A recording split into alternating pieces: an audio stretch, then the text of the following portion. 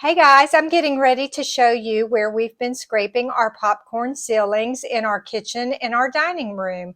At the end of this video, I will tell you whether or not I think it's worth it to do it yourself, or if you should just go ahead and hire someone else to do that for you.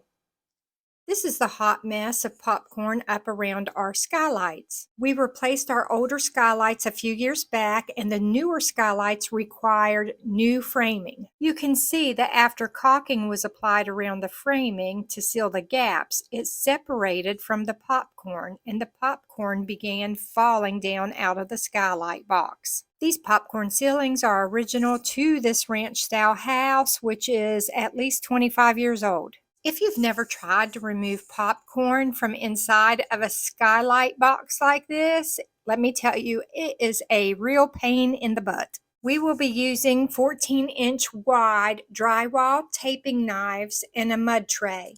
A lot of people will tell you just let the popcorn fall down onto the plastic and not worry about catching it. And that's fine if you want to do it that way. But let me tell you what, it creates one heck of a mess and you'll track it through your house. I bought this small portable handheld sprayer to use to spray water on the ceilings to help loosen that popcorn.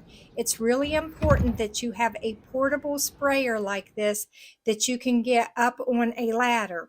And this is me spraying the water up in those skylight boxes.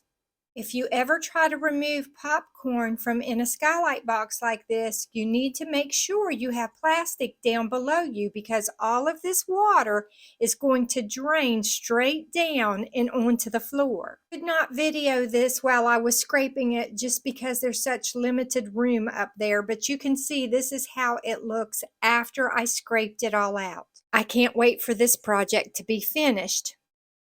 Okay guys, so if you want to know whether or not it's worth it to scrape your own popcorn ceilings, the answer is absolutely. It is a lot of work. I mean, a lot of work. I'm a full-time caregiver, so I really don't have time to be scraping ceilings, but it's saving us $40 an hour because that's how much it was going to cost us to have our handyman come in and scrape the ceilings for us.